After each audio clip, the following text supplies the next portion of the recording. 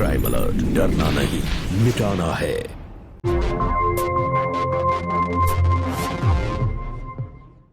तंबाकू सेवन से कैंसर, दिल का दौरा, फेफड़ों के रोग जैसी कई जानलेवा बीमारियां होती हैं। इस फिल्म अथवा कार्यक्रम में दिखाए गए कलाकार किसी भी प्रकार के तंबाकू उत्पादों जैसे कि बीड़ी, सिगरेट, खैनी, जर्दा इत्यादि के सेवन का समर्थन या प्रचार नहीं करते हैं। मैं कभी कभी सोचता हूँ कि ये सिगरेट या बीड़ी पीने का क्या परिणाम होगा। क्या ये मेरे स्ट्रोक का कारण बन जाएगा, जो मुझे अपने परिवार पर बोझ बना देगा? क्या ये मेरे फेफड़ों के कैंसर का कारण बन जाएगा? क्या ये मुझे मुंह के कैंसर या हृदय रोग या एम्फीसीमा के करीब लाएगा? अगली बार जब आप सिगरेट या बीड़ी पीने की सोचें तो खुद से पूछें, ये सिगरेट या बीड़ी पीने का क्या परिणाम होगा? तंबाकू आज ही छोड़ें। सहायता के लिए 1800-112356 पर कॉल करें या मिस्ड कॉल दें 01122901-701 पर। कहते हैं एक माँ खुद भूखे रहकर अपने बच्चों को पाल सकती है, लेकिन यहाँ देवकी के दोनों बच्चे मिलकर अपनी माँ का खर्चा नहीं उठा सकते थे, या फिर यूं कहिए वो ऐसा नहीं करना चाहते थे।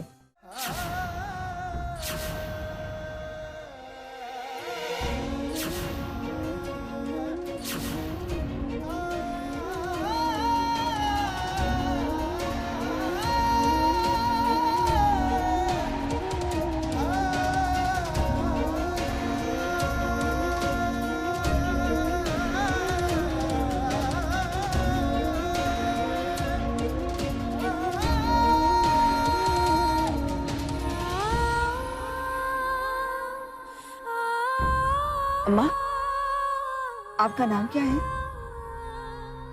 मेरा नाम देवकी है। आप यहाँ पे क्या कर रही हैं? आपको पता नहीं है कि इतनी महामारी फैली हुई है? दिल्ली जाना है बेटा। मुझे मेरे बेटे ने धक्के मार के घर से बाहर निकाल दिया, तो मुझसे बोला भीख मांग के खा लेना, भीख मांग के चले जाना। बताओ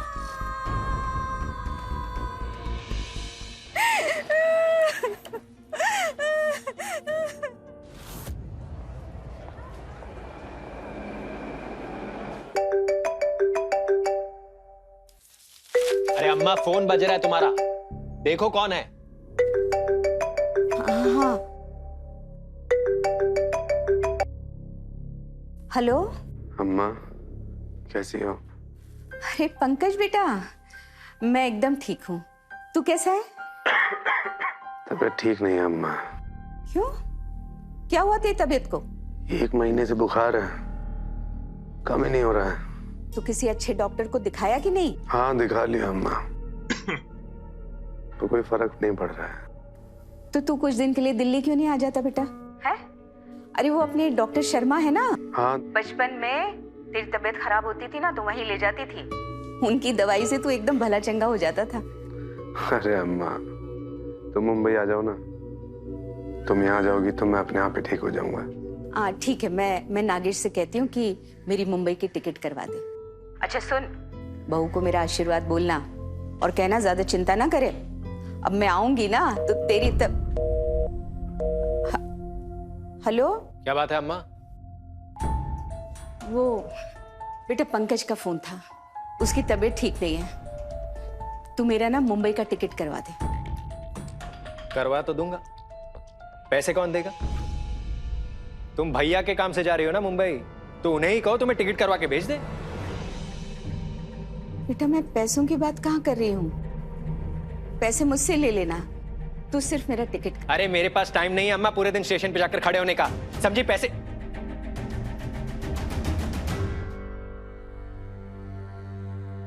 अच्छा ठीक है, देखता हूं क्या कर सकता हूं। पापा, अब दादी से हमेशा गुस्से से क्यों बात करते हैं? ओए, तू मुझे मत सिखा क्या करना है, समझा? चुपचाप जाकर पढ़ाई लिखाई पर ध्यान दे। ए, समझाते क्यों नहीं इसे?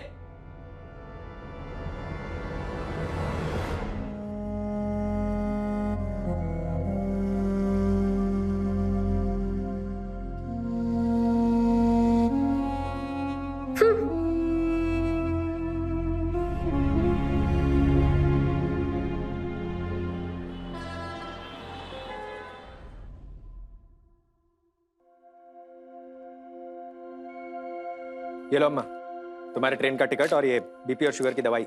अच्छा बेटा, कितने पैसे हुए? अब छोटे छोटे खर्चों का हिसाब मत मांगो मुझसे। मैं हिसाब कहाँ मांग रही बेटा? नहीं मतलब पैसे कम तो नहीं पड़े? अम्मा, मैं क्या आपको जानता नहीं? आप जितनी भोली लगती है ना उतनी है नहीं।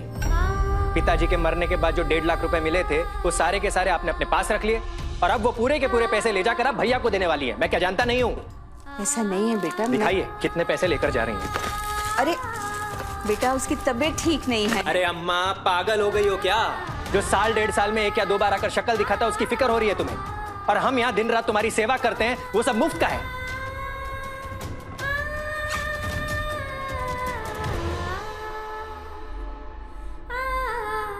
ये इतने पैसे लेके जाने की क्या जरूरत है? वो मैं पंकज पे बोझ नहीं बनना चाहती हूँ। तो थोड़ा बोझ हमारा भी कम कर दो ना अम्मा। नागेश, नागेश क्या?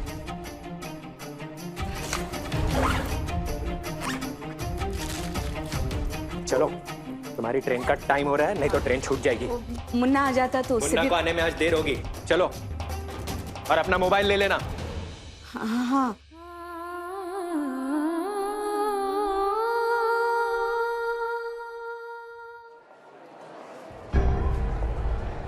हेलो। अरे तू पागल है क्या? वो पार्लर वाली नहीं है, उसने मेरा फेस खराब कर दिया था। हाँ हाँ, मैं तुझे नया एड्रेस बताऊंगी, वहीं चली जाना। हाँ, तेरा मेकअप करा दूंगी, वो भी अच्छा वाला ब्राइडल मेकअप। हाँ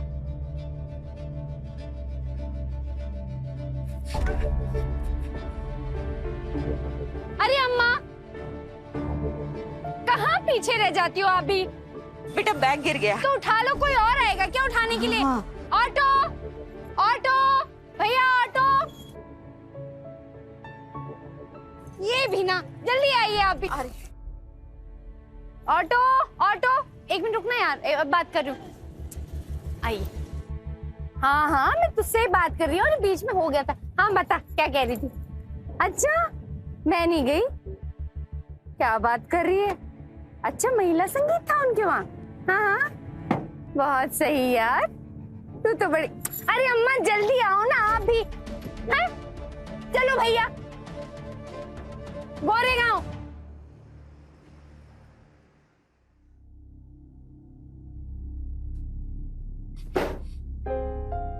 पंकज, अरे पंकज, अरे नहीं नहीं, लेटा रहे आराम से।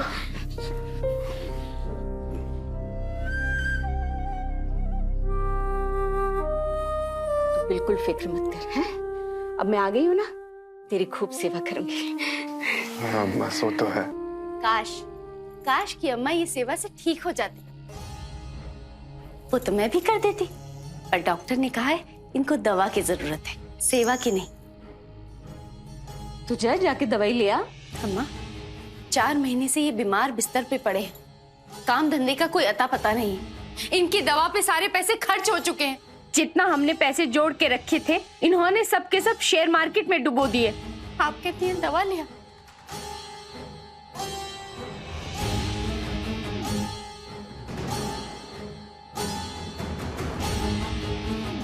तू चिंता मत कर, सब ठीक हो जाएगा।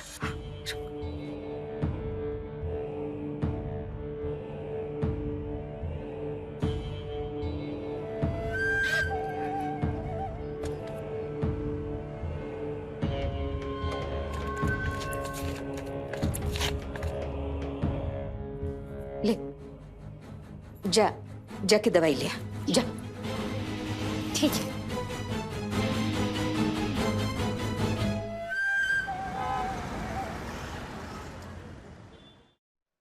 ये लीजिए, दवाई ले आई। इतनी सारी? बीमार कब से हैं, ये नहीं देख रही आप? ला ला ला दे, ले।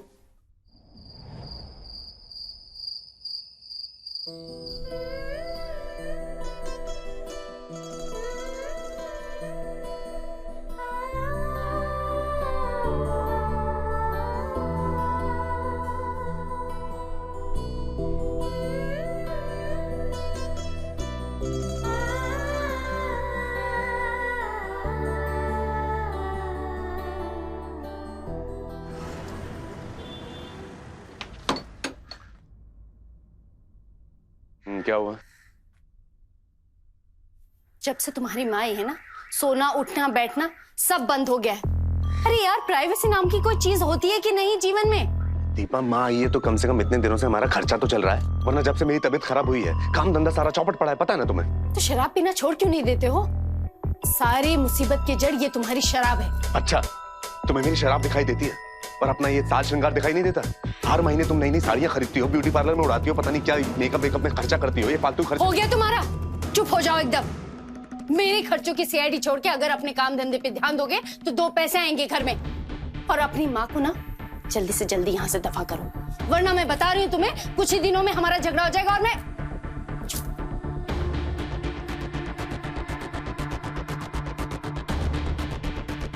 पंकज, चलता है क्या?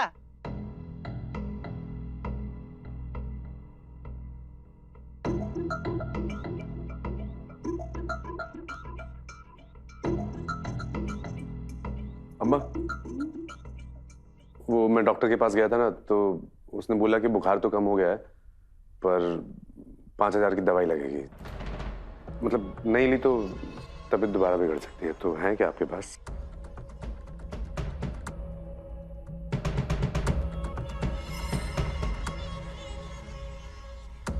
अरे सुनिए जी, घर के राशन पानी के भी सारे पैसे खत्म हो गए, अब क्या करें? अम्मा, थोड़े और पैसे दे देना।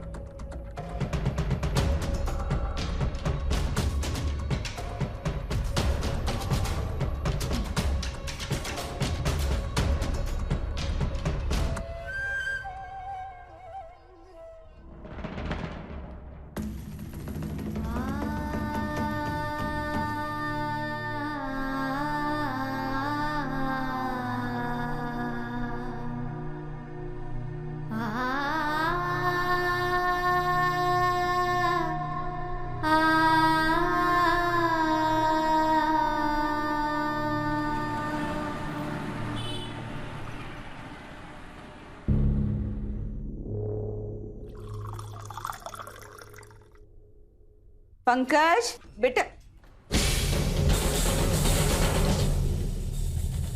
अरे अम्मा,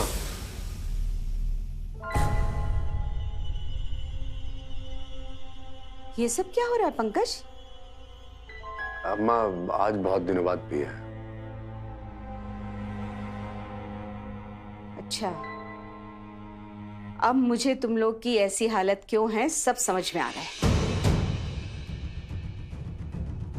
और ये कंबल के नीचे क्या छुपा रही? कुछ भी तो नहीं। कुछ भी तो नहीं।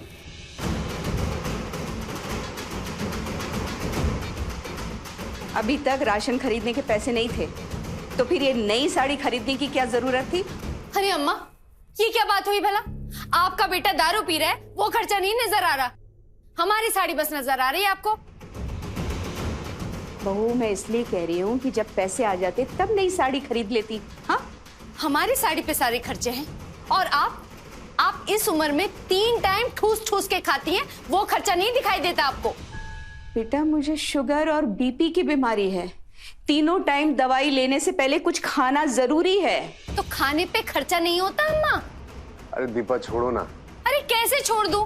आप भी ना, जिस दिन से मेरी शादी हुई है उस दिन से अम्मा हमारे पीछे पड़ी हुई है, जब देखो रोको टोको रोको टोको। अरे वो तो अच्छा हुआ कि हम दिल्ली से यहाँ आ गए आपके साथ, नहीं तो अम्मा हमारा जीना दुश्वार कर देती, सच्ची कह रहे। पंकज, तू सुन रहा है क्या बोल रही है ये? अरे समझाता क्यों नहीं इसको? क्या समझाऊं अम्मा?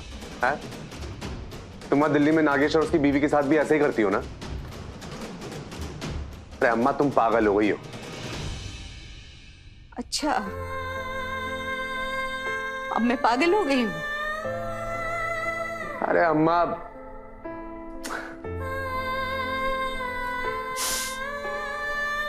अम्मा देखो, नहीं, छोड़। देखो रात बहुत हो गई है, तुम जाओ और सो जाओ, ठीक है? चलो। मैं पागल हो गई हूँ। अरे ठीक है ना अम्मा, ठीक है, चलो, मुंह से निकल गया मेरे, चलो।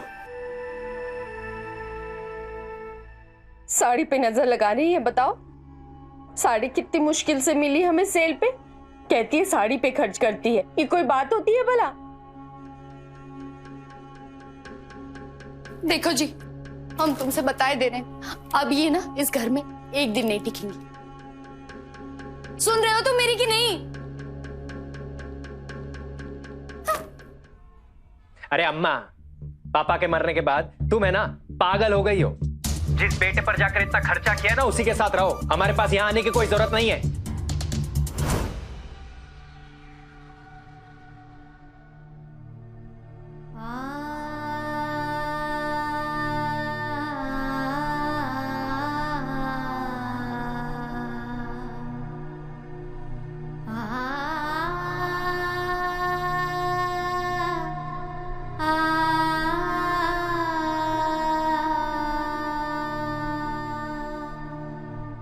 हेल्थ सेक्टर के एक्सपर्ट्स और अन्य देशों के अनुभवों को ध्यान में रखते हुए देश आज एक महत्वपूर्ण निर्णय करने जा रहा है।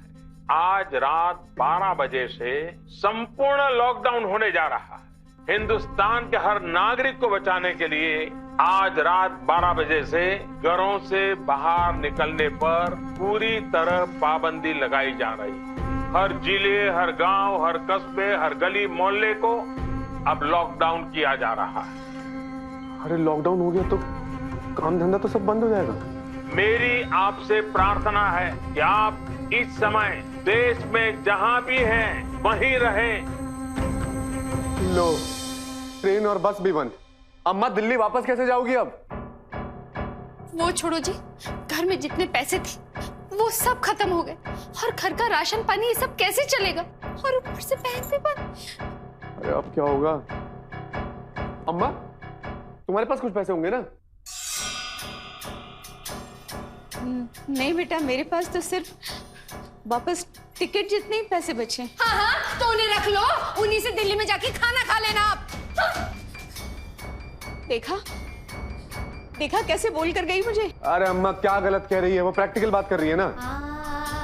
जब घर में पैसे नहीं होंगे तो कैसे खिलाएंगे आपको?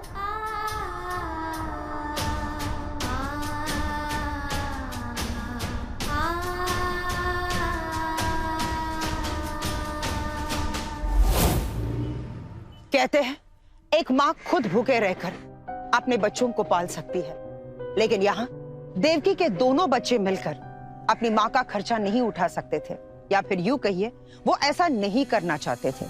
अफसोस की बात यह है कि ये सिर्फ देवकी के साथ नहीं हो रहा है, बल्कि हमारे समाज में ऐसे कई लोग हैं जो अपने बूढ़े माँ बाप से उनका घर बार सब कुछ छीन लेते हैं और फिर उनकी देखरेख करना, उनकी सेवा करना उन्हें बोझ लगने लगता है। देवकी ने अपनी सारी जिंदगी दिल्ली में बिताई थी। मुंबई उसके लिए एक नया और अनजान शहर था। यहाँ वो किसी को नहीं जानती थी, यहाँ ऐसा कोई भी नहीं था जिससे वो मदद मांग सके। महामारी के कारण पूरे देश में लॉकडाउन हो गया था, जिसकी वजह से वो दिल्ली वापस नहीं जा पा रही थी। खत्म हो रहे पैसे, बेटे और बहू का लगातार खराब होता व्यवहार और दिल्ली वापस न जाने की ये मजबूरी उसे कितनी बड़ी मुसीबत की ओर ले जाने वाली थी। मैं कहां से पैसे लाऊं?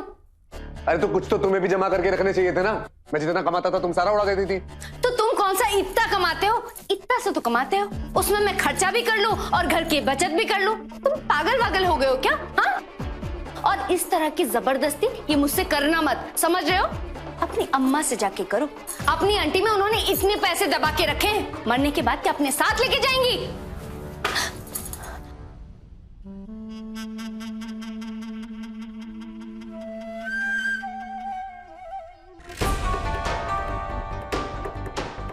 अम्मा, तुम्हारे पास और पैसे थे, कहाँ गए?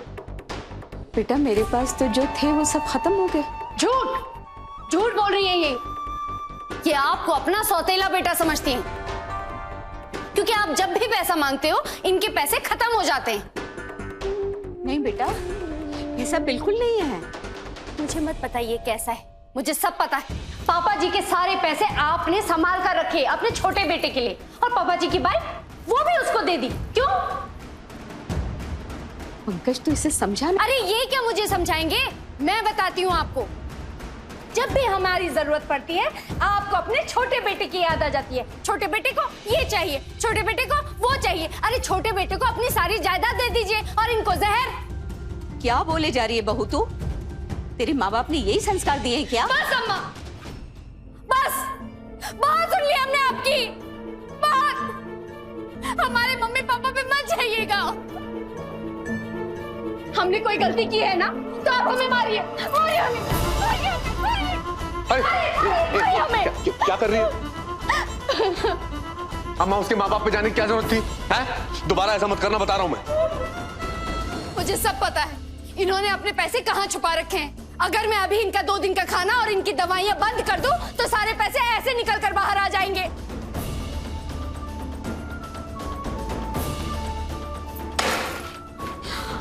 अरे बहू क्या कर रही है? बेटा दवाई मुझे दे दे। बेटा क्या कर रही है? मेरी तकलीफ बढ़ जाएगी। आपकी तकलीफ बढ़ जाए यही तो मैं चाहती हूँ।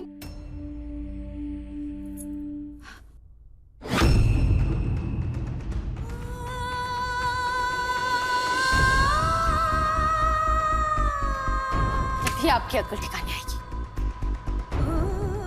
साड़ियाँ, मेरी दवाइयाँ।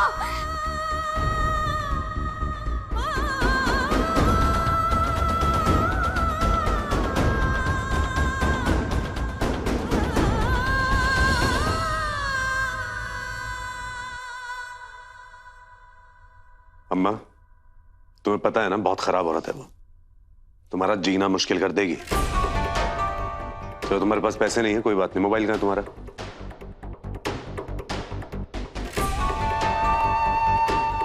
ये बेच के कुछ पैसे आ जाएंगे।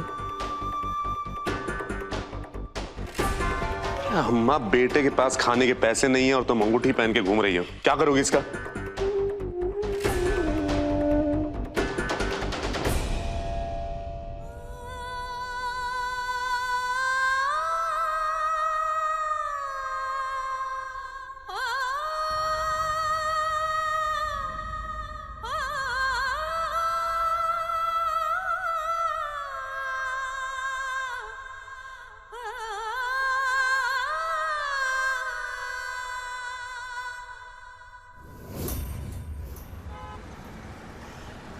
पूरे देश में महामारी का खतरा लगातार बढ़ता जा रहा है और इससे लाखों लोग प्रभावित हो चुके हैं और हजारों लोगों की जान जा चुकी है। क्या बदतमीजी है? बदतमीजी नहीं, हकीकत है ये। क्या खिलाऊं तुमको और तुम्हारी माँ को? घर का सारा राशन खत्म हो चुका है। अरे तो जाकर दुकान से ले आओ ना, क्यों ड्रामा कर रही हो? अच्छा, राशन लाने में पैसे लगते हैं? अरे तो उसको बोल देना कि बाद में दे देंगे, वैसे भी तो घंटों घंटों खड़ी रहती हूँ वहाँ पे। हाँ तो ठीक है, मैं उसके घर जाकर बैठ जाती हूँ। पूरे साल भर का राशन देकर जाएगा वो तुमको मुफ्त में। ज्यादा बदतमीजी करेगी झापड़ दूंगा खींच के। क्या कर रहा है बेटा? ऐसे बहू पे हाथ उठाएगा? मार पिटाई करने से कोई फायदा नहीं। गलती तो तुम दोनों की है। संभाल के पैसे खर्च किए होते तो आज ये नौबत नहीं आती बेटा। क्या जरूरत थी इतना बड़ा घर लेने की? ये टीम टाम, बुरे वक्त के लिए थोड़ा पैसा बचा के रखना चाहिए था ना। अरे माँ, आप तुम ज्यादा ज्ञान मत बांटो, ठीक है? और तुम क्यों नहीं दिल्ली वापस चली जाती हो? हैं? तुम्हारे ऊपर भी तो यहाँ खर्चा हो रहा है। वैसे भी थक गया हूँ तुम्हारी शक्ल देख देख के और रोज रोज के शिक शिक से। रहना मुश्किल कर दिया है यहाँ पे। पड़ गई कलेजे में ठंडा, घर में ये सारा झगड़ा करवा के।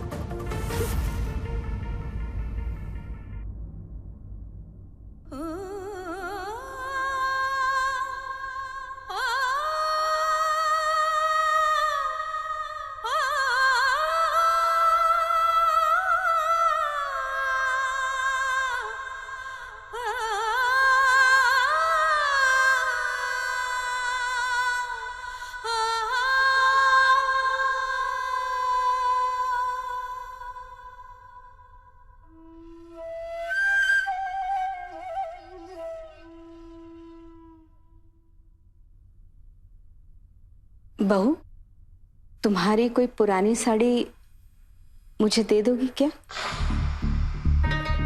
हाँ ठीक है, आप जाइए, मैं बाहर टांग दूंगी।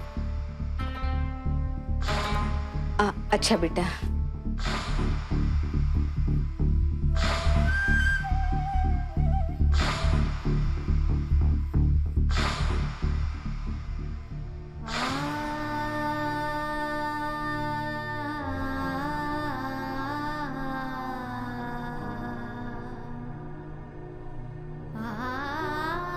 बहू, मैंने तुमसे साड़ी मांगी थी बेटा, लेकिन ये चादर तुमने जो दिया है ना बिल्कुल सही है। आपको क्या मैं अपनी महंगी साड़ी दे दूं? जो आपकी साड़ी सूख रही है ना, जब सूख जाए तो पहन लेना। तब अपनी महंगी साड़ी दे दूं मैंने पहनने के लिए। बढ़िया है।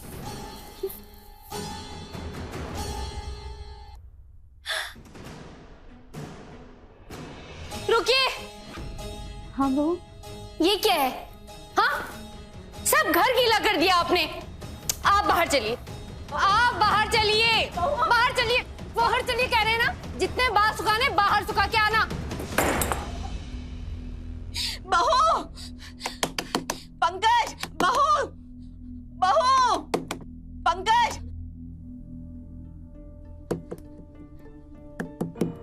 बहू।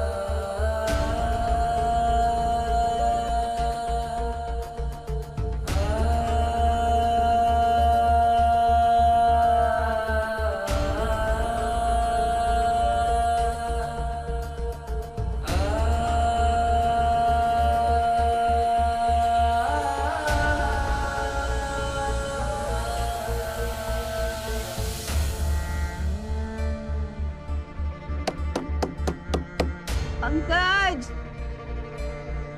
बहू, बेटा मेरी तबीयत खराब हो रही है, ठंड लग रही है बहुत। दरवाजा खोलो बेटा। पंकज,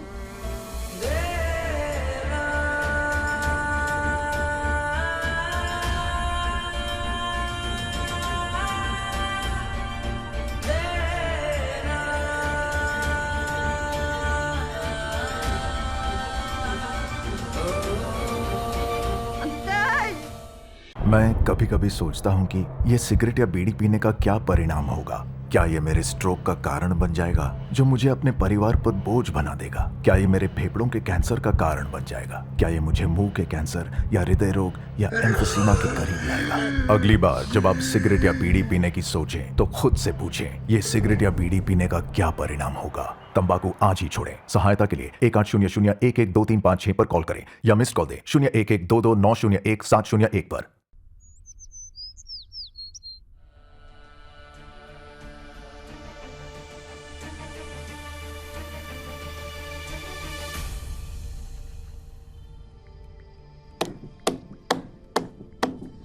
पंकज, बेटा, बहू, क्या है? क्यों शोर मचा रखा है सुबह सुबह?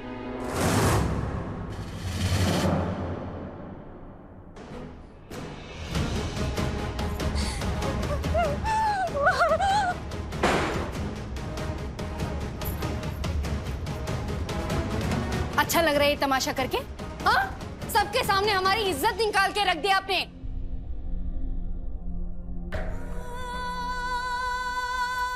ये लो अपनी साड़ी, पहन लो इसे।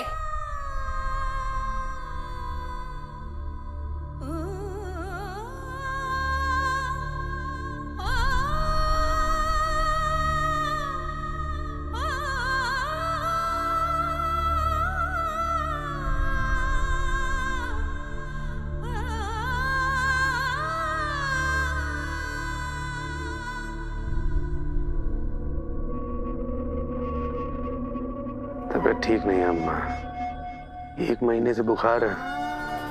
तुम मुंबई आ जाओ ना, तुम यहाँ जाओगी तो मैं अपने आप ही ठीक हो जाऊंगा।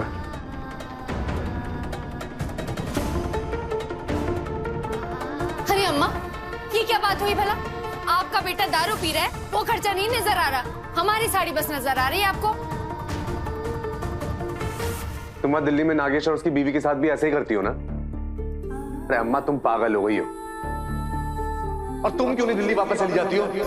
तुम्हारे ऊपर भी तो यहाँ खर्चा हो रहा है। वैसे भी थक गया हूँ तुम्हारी शक्ल देख देख और रोज रोज की चिक चिक से। जब भी हमारी जरूरत पड़ती है आपको अपने छोटे बेटे की याद आ जाती है। छोटे बेटे को ये चाहिए, अरे छोटे बेटे को अपनी सारी जायदाद दे दीजिए और इनको जहर।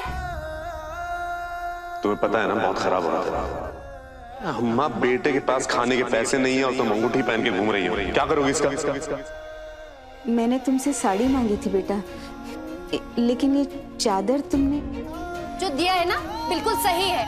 आपको क्या मैं अपनी महंगी साड़ी दे दूं?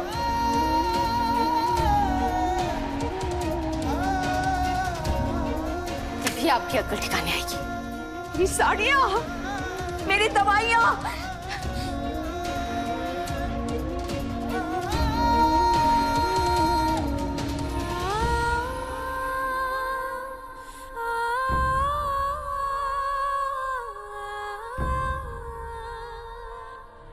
जल्दी उठो माँ, तुम्हारे जाने का समय हो गया।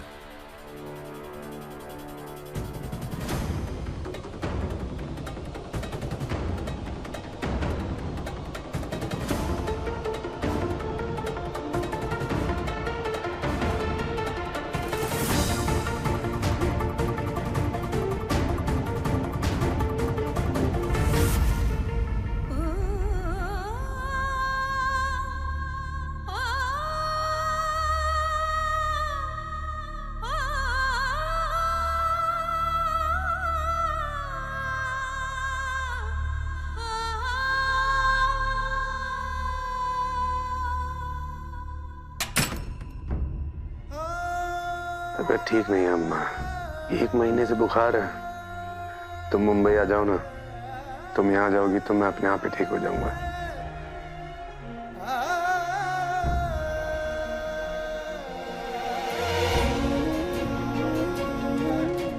अरे अम्मा, जिस बेटे पर जाकर इतना खर्चा किया ना उसी के साथ रहो, हमारे पास यहाँ आने की कोई जरूरत नहीं है।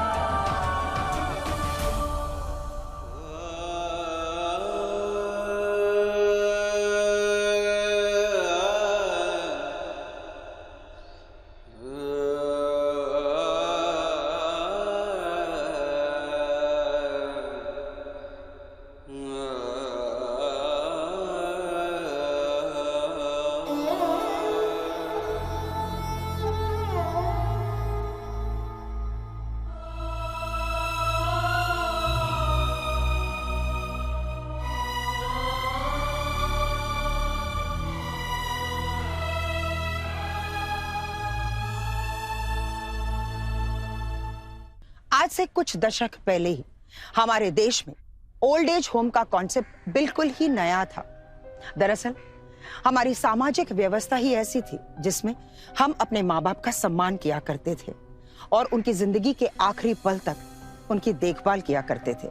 लेकिन आज देवकी के साथ जो कुछ भी हो रहा है वो हमारे समाज पर बहुत बड़ा सवाल है कि बदलाव के इस दौर में हम कहां जा रहे हैं। देवकी के 2 बच्चे थे।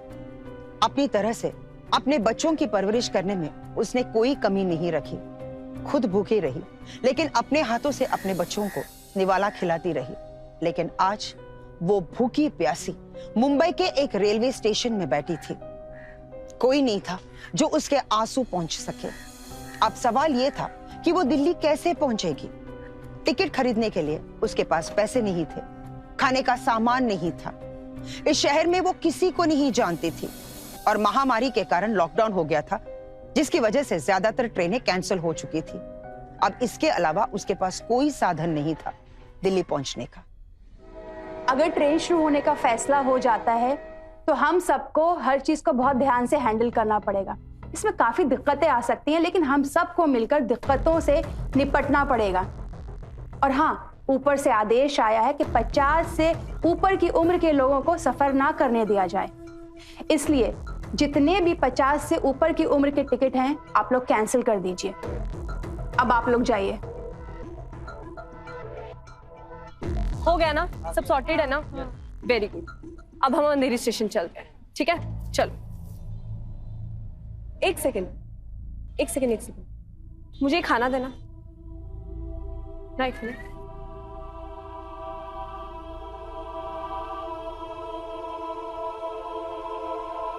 अम्मा, अम्मा, अम्मा,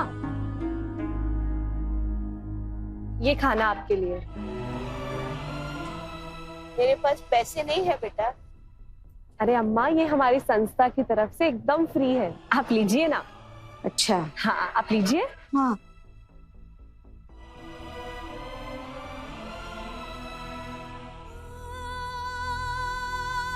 अम्मा आराम से, आराम से।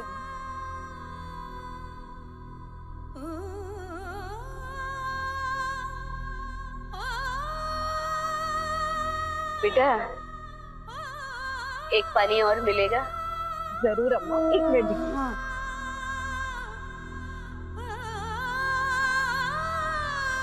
ये लीजिए और ये मास्क आपके लिए, इसे लगा लीजिए, आपकी सेफ्टी के लिए अच्छा है। धन्यवाद बेटा। तो ठीक है अम्मा, मैं चलती हूँ, आप ध्यान रखिए अपना।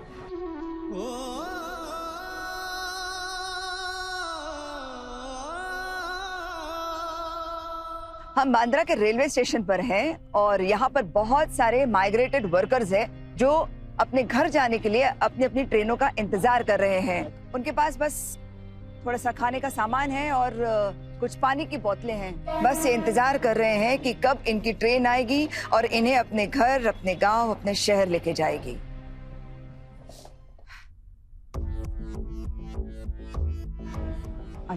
एक मिनट।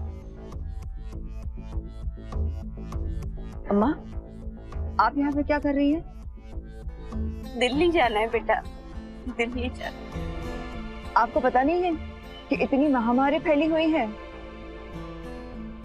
पता तो है, पर दिल्ली जाना है मुझे दिल्ली जाना है। आपका नाम क्या है? मेरा नाम देवकी है, देवकी शंभूनाथ दुबे। देवकी नाम है मेरा। मेरा बड़ा बेटा यहाँ रहता है। मेरे बड़े बेटे ने मुझे फोन किया, मेरे से बोला अम्मा मेरी तबीयत ठीक नहीं है, तुम आ जाओ। तो मैं यहाँ आ गई बेटा। अभी मेरा बेटा बिल्कुल ठीक है।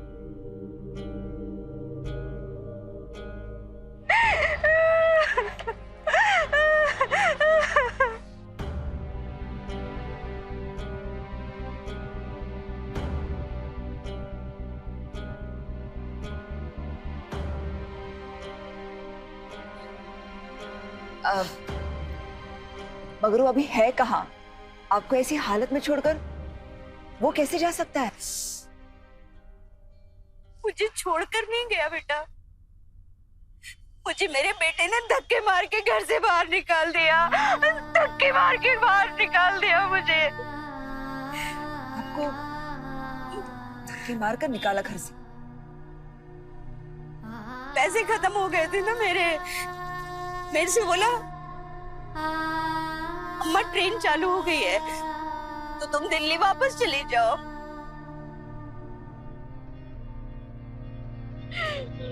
आपका बेटा रहता कहाँ है?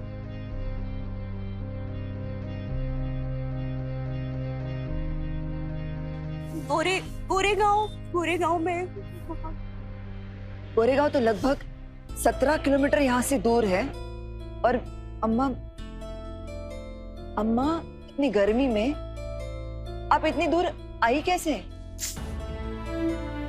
पैदल चल के बेटा, पैदल। आज मेरे पति जिंदा होते तो मेरा ये हाल नहीं होता। मैं समझ सकती हूँ, लेकिन अगर आपका बेटा आपको रखना ही नहीं चाहता तो फिर उसने आपको बुलाया क्यों? उसको पैसे चाहिए थे बेटा।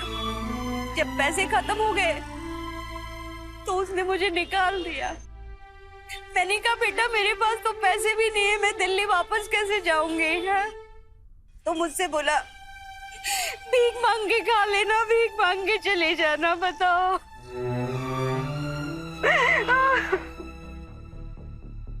अच्छा, दिल्ली में आपके दूसरे बच्चे हैं ना? उन्हें सब बात पता है?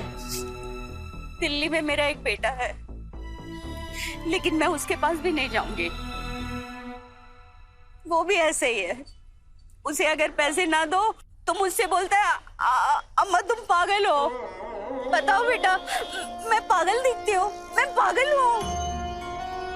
नहीं अम्मा, आप पागल नहीं हो। वो लोग सब पागल है। लेकिन आप दिल्ली अकेली कैसे जा पाओगी? बेटा मुंबई में तो मैं किसी को जानती नहीं। दिल्ली तो मेरा अपना शहर है, पूरी जिंदगी मैंने वहीं गुजारी है, तो वहां पर मैं कैसे भी रह लूंगी। लेकिन इस उम्र में आप काम क्या करेगी? अब तो मैं बूढ़ी हो गई हूँ बेटा, कोई मुझे काम भी नहीं देगा। लेकिन कोई बात नहीं, कुछ भी कर लूंगी, मांग के खा लूंगी, लेकिन अपने बेटों के पास कभी नहीं जाऊंगी। भगवान ऐसे बेटे किसी को ना दे। अपना ख्याल रखिए अम्मा। हाँ बेटा। माइग्रेटेड वर्कर्स के साथ साथ यहाँ पर अम्मा भी है जो अपने शहर जाने के लिए ट्रेन का इंतजार कर रही है।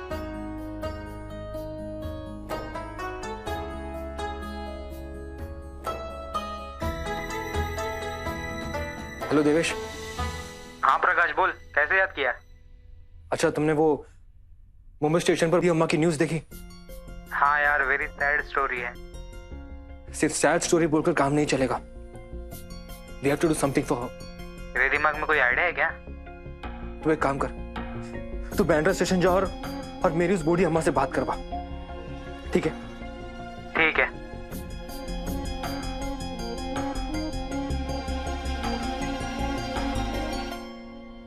मुझे छोड़कर नहीं गया, मुझे धक्के मारकर घर से निकाल दिया उसने, धक्के मार के निकाल दिया।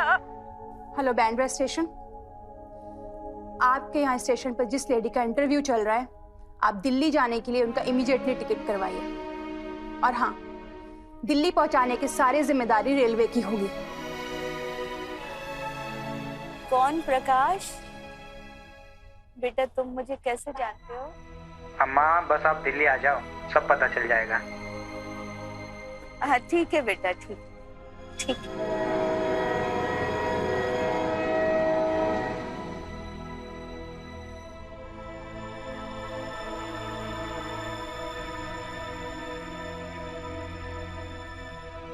अरे माजी, लाइक अरे माजी, शायद आपने मुझे पहचाना नहीं। मैं वही हूँ जिसकी फोन पर आपके साथ मुंबई स्टेशन पर बात हुई थी, प्रकाश। अरे प्रकाश, खुश रहो। ये मेरी वाइफ। अरे खुश रहो, जीती रहो। मेरा बेटा। अरे कितना प्यारा है। चलिए माँ जी, आज से आप हमारे साथ रहेंगी, मैं कुछ नहीं सुनने वाला। बेटा आप संकोच मत कीजिए, आज से हमारा घर आपका घर। चलिए।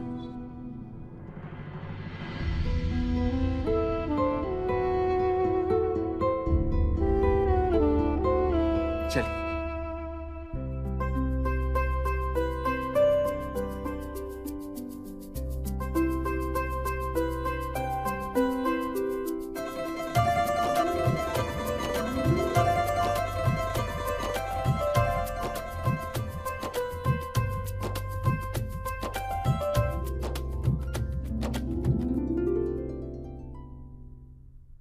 देवकी अपने नए परिवार के साथ खुश है और उसका नया परिवार भी उसके साथ बहुत खुश है।